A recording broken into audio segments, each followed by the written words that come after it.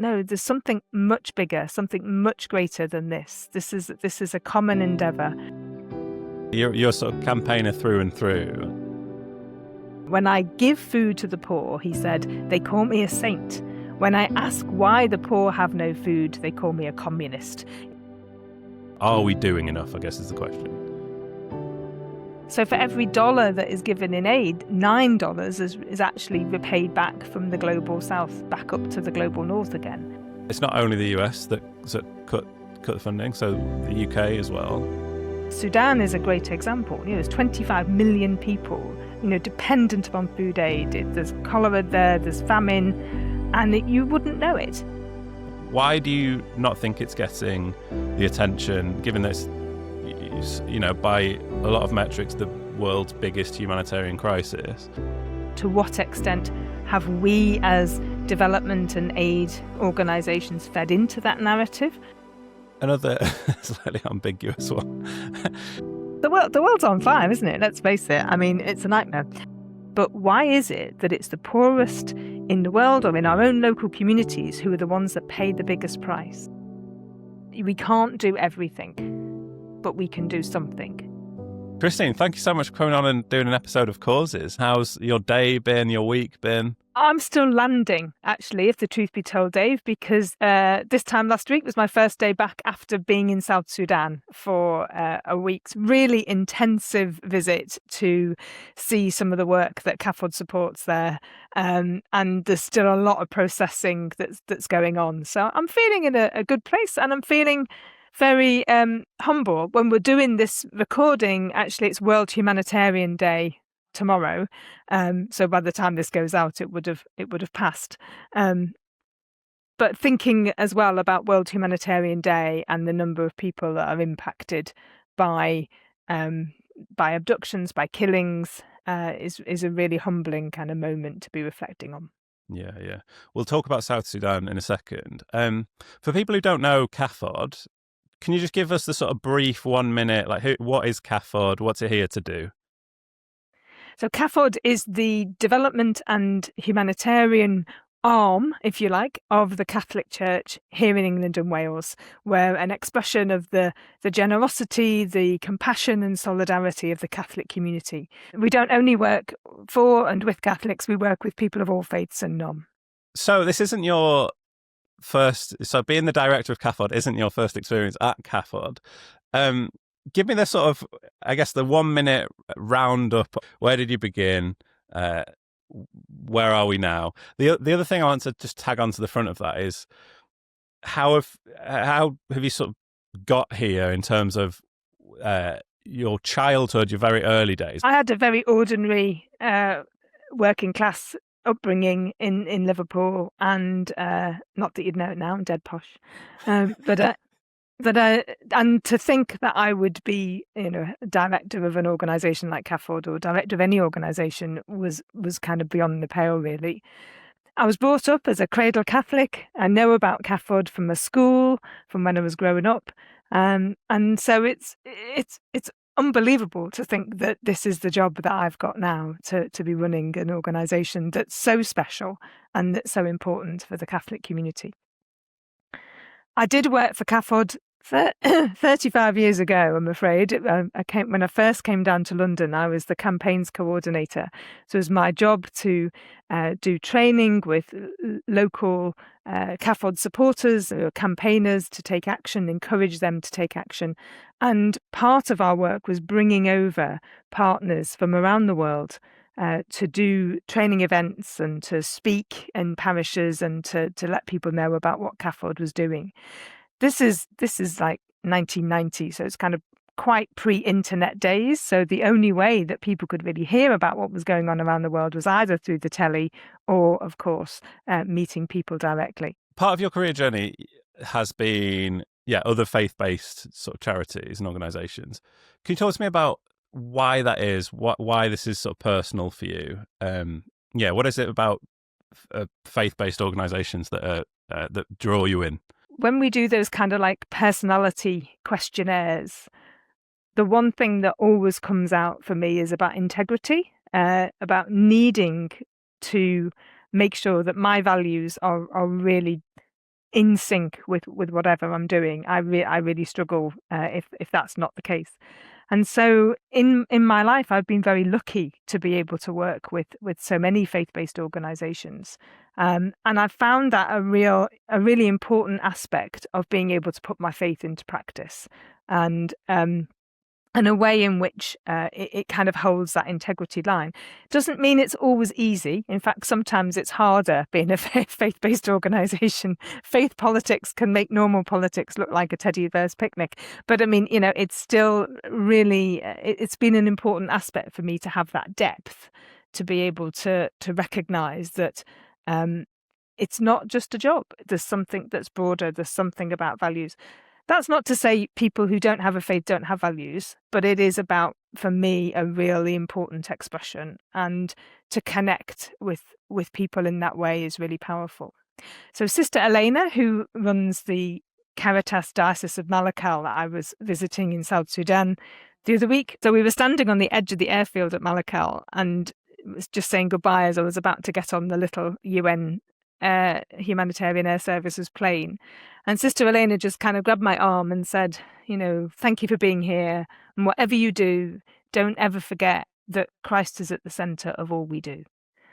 And it was just so powerful for me to say, we often think we're the heroes or you're the heroes. And she's like, no, there's something much bigger, something much greater than this. This is a common endeavor.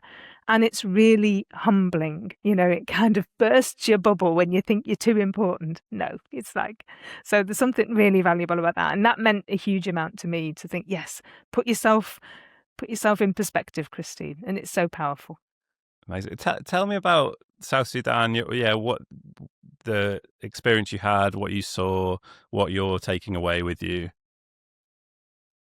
South Sudan is the world's youngest country. It only became independent not that long ago, 2011, and then in 2013 was ravaged by civil war. Just horrendous civil war. I was lucky enough to visit, I think, in 2014 when I was at Christian Aid, and saw some of the sort of immediate outcomes of the violence. And so coming back kind of 11 years later with CAFOD, seeing the work of the churches and how vital it is, was really powerful.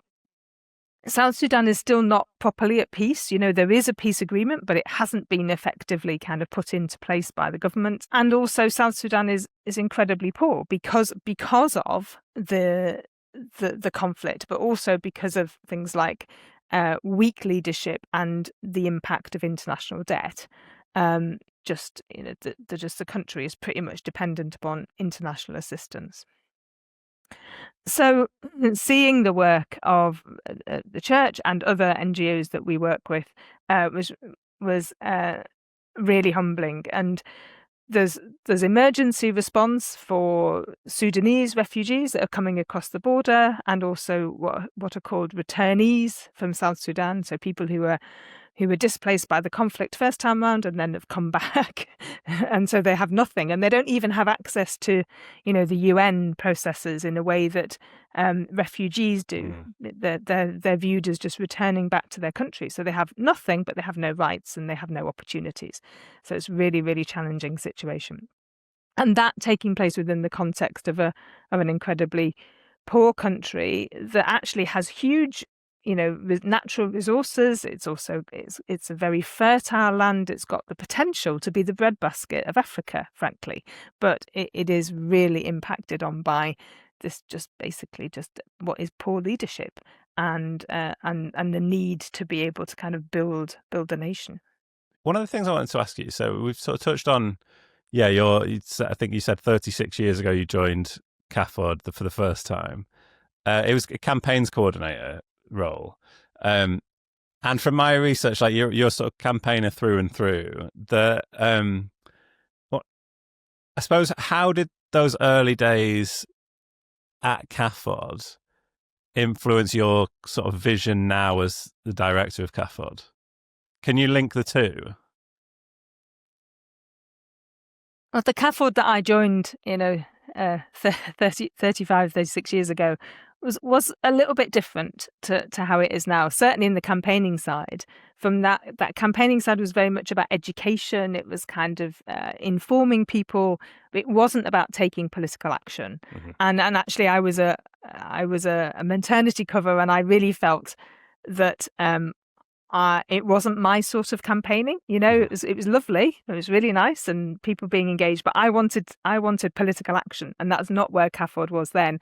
That is where CAFOD is now. Political action is recognised as really important, and although obviously ancillary to our main work, but it's an important part. It's an important expression of the witness of CAFOD, that we don't just say, oh yes, poverty is terrible, we can't do anything about it. We can, and we must do things about it.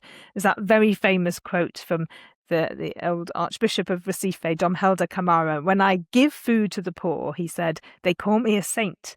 When I ask why the poor have no food, they call me a communist. So this was in the 70s in Brazil. And, that sense of kind of asking why, causing trouble, seen as very, very negative. But that's what we're called to be today. We're called to ask why and to say it doesn't have to be like this. And that's at the very heart of CAFOD's ethos and its very nature. The other thing that I love about CAFOD is its humility, is that it really takes seriously standing alongside local and national organisations. We are a partnership organisation through and through. We do very, very minimal amounts of direct delivery. Most of what we do is done by local partners because they're the experts, they know what's going on, they're part of communities, they're well trusted. They were there before the international circus kind of comes into town, and they'll be there when the circus has moved on. And that's our job, is to help them grow, develop, build their capacities, strengthen what they're doing to be the best that they can. And I've seen that in so many places around the world, that local partner organisations are doing incredible work and are hugely respected and hugely valued. I mean, you've just come back from South Sudan. There are many, many crises happening right now. It's it's sort of an intentionally tricky question, but if you could spend a week embedded with a partner or, in a CAFOD involved program, which country would you choose, and what sort of specific aspect of that work would you be keen to highlight? That's a very tricky question because there's a lot in there. As you say, there's a lot going on in the world. There's a lot of crises, and a lot of places are getting a lot of attention, quite rightly. But the other reality is that I find it really hard that we have to make decisions and we have to prioritize, but there are some massive crises around the world that just don't get the attention that they deserve. Sudan is a great example. There's 25 million people, dependent upon food aid. There's cholera there, there's famine, and you wouldn't know it. You absolutely would not know it. The coverage of the conflict and the humanitarian disaster that is Sudan is minimal. And that's not to say it's worse than Gaza or anywhere like that. I hate the fact that we have this hierarchy, but I do feel that a lot of the crises that we see across Africa don't get the coverage that they deserve, and there isn't the same kind of political commitment to tackling them. And I think it's really, really challenging. I think,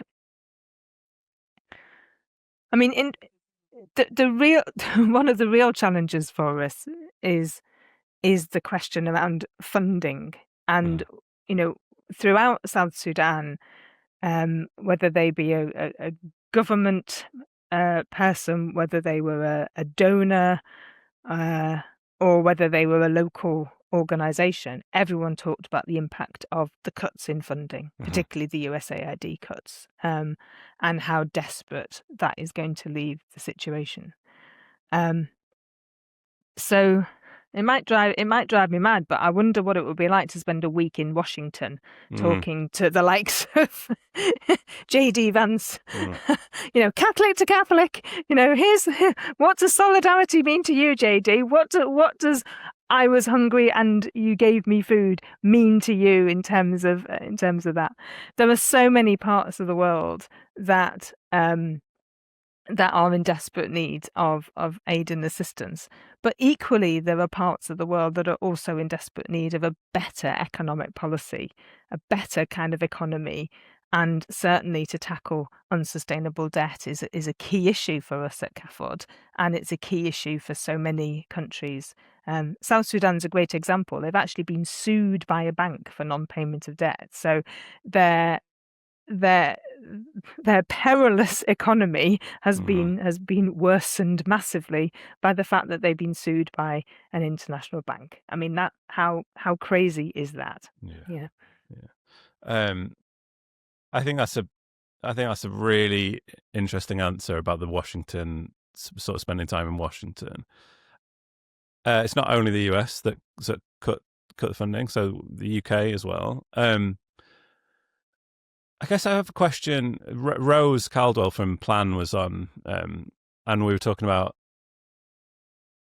the Sudan and not getting any attention. And I guess I'm just curious to sort of ask the same question that I asked Rose around why. Well, there's two questions. Why do you not think it's getting the attention, given that it's, by a lot of metrics, the world's biggest humanitarian crisis? And also, another question I've got is, do you think as a sector sort of in the UK, like UK-based INGOs, we've done enough together on raising the voice, raising this issue have we done enough as a sector? Not that it's a finite thing, but are we doing enough, I guess is the question. Well, I think the answer is clearly no, we're not doing enough. Given the fact that the challenges remain. There's a small group of us as DEC agencies that work in Sudan that have been trying to kind of come together, trying to coordinate, trying to sort of like push for the agenda. It's very difficult because access there is impossible for journalists. So I quite understand why there isn't the coverage. And our own partners and our own staff are also struggling to be able to kind of communicate in the best way because the context is so challenging. Anything that gets reported then has the danger of putting people in jeopardy, and that's the constant challenge that we've got around speaking out versus keeping a program going. And obviously, from a humanitarian perspective, there's the humanitarian principles of independence and impartiality that are really important to recognise. So, yeah, I mean, it is a constant challenge. So I do think there's always more that we can do, and I think the question of, well, why Sudan? You compare over the last sort of few years, we've been constantly pushing, whether it be the East Africa food crisis or situation in Sudan, trying to push for kind of like bigger, more public attention and public appeals on them.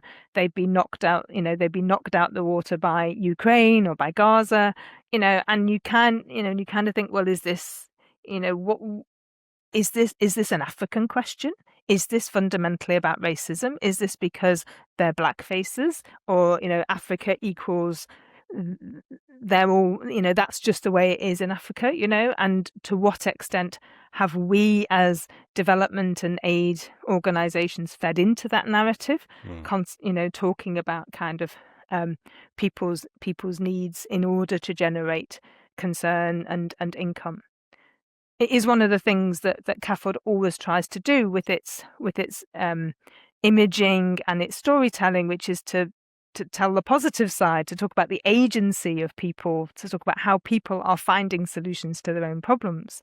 But I got a letter from a supporter a couple of months ago that sort of said, but you should do more to say how terrible the situation is, and it's kind of like, well, but we don't want to fall into that trap. We don't want to fall into that kind of constantly things are terrible and it needs us white people to solve their problems for them. That's not the reality, and that's not a good place to be either. We are, and it doesn't reflect the reality of the situation, which is that we're standing in solidarity alongside people who are finding the solutions for themselves.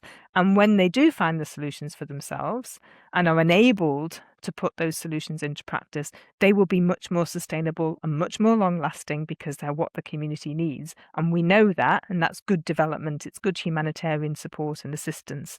And it's not creating dependency. It's not creating that kind of imbalance of power. It's giving people the opportunity and the potential to have that future for themselves. For people who aren't in sort of international development or humanitarian or any of that, like somebody walking down the high street right now,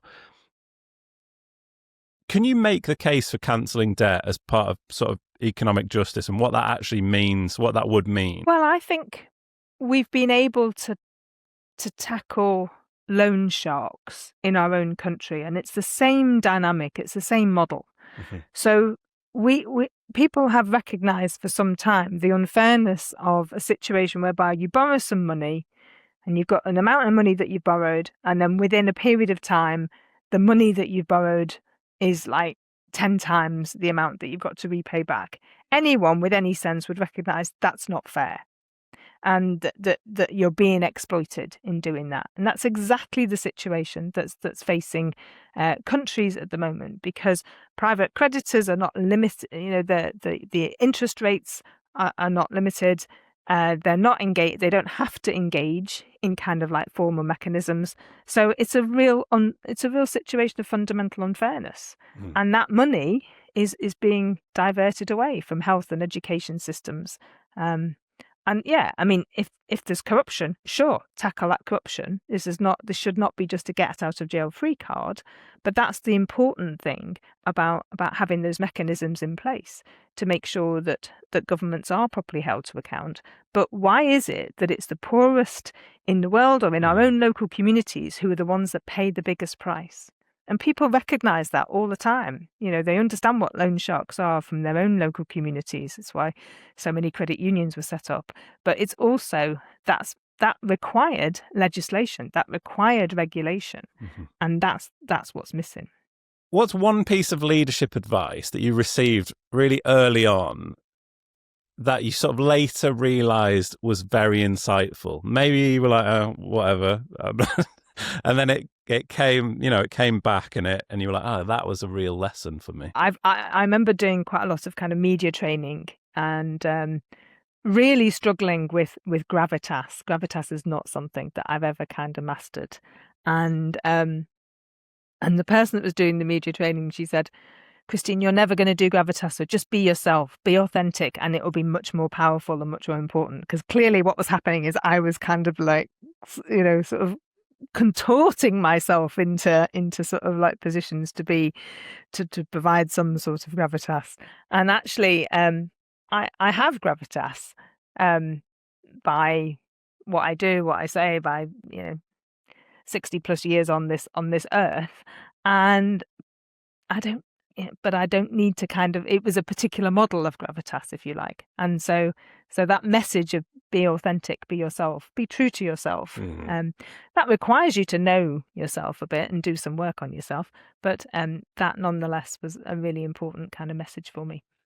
I mean, I would much rather be talking to Christine with authentic gravitas that is just you than, if you're sort of thinking in this moment of like, how's my hand like doing at this? Or as we've spoken about in the conversation, you look around, there's rising needs, there's division, there's funding squeezes, conflict, climate change. It's easy to feel very deflated by the context of all of that. What gives you hope for society and progress? You said this was a quick question.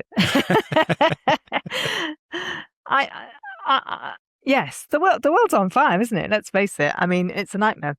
But I get hope from from two really important parts of CAFOD's work. One is the amazing supporters and people who give to CAFOD, and who, they don't just they don't just have a monthly gift. They'll bake cakes, they'll run marathons, they'll really go for it, and are deeply committed. They're people who are absolutely amazing and who always say, well, I don't do much, I just, the people who go, they only just, they're fantastic. So they give me a lot of hope, because they're the people who, are wanting to see a different world. I think the other side of it is, of course, the people who are on the ground working with, who are our partners, working with people and communities in what are unbelievably difficult and challenging environments. CAFOD doesn't work anywhere where it's easy, even in somewhere like, as if South Sudan's not tough enough, but, where we're working up in Malakal, which is like right on the border with Sudan. It's a flight and then and then a boat. It's not easy to get to. But people who are doing amazing things with communities and making a real difference, that gives us hope. So this is more about you and sort of, I guess, outside of work. How in the point of this is it sort of feeds on from that, the context that you said, the world is on fire. I guess the question is, how do you maintain your own well-being while leading, major charity through this context? What are you doing to disconnect? It's really important to sort of not burn out. It's very easy to be so close to this all of the time. So just talk to people around sort of tactics and techniques to stay sort of mentally well throughout this. It's really important. Mental health well-being is really important. My brother used to say to me, "Oh, you never still kind of like just sit down and have and chill out." So whether it's reading a book or just putting your feet up is absolutely fine. It's kind of give yourself permission to do something for you, I think, is really important. And sometimes we, particularly in leadership positions, we don't give ourselves permission to do that, to look after yourself. So I think that permission comes first, and then what you do comes later. I sort of noodle on the piano. I play the piano a bit, so I kind of like to just get stuff out, and I have headphones for the piano, so I'm not annoying the neighbours, and so that kind of thing. Family time is important too, kind of like meal times or doing stuff together is really key. I've got a daughter who's 19, so she's at uni now, and so I miss her when she's not around. So when she is around, it's really important to take some time to just chill and to mooch and to do those kind of like mother-daughter things. And she's a great sort of challenger, and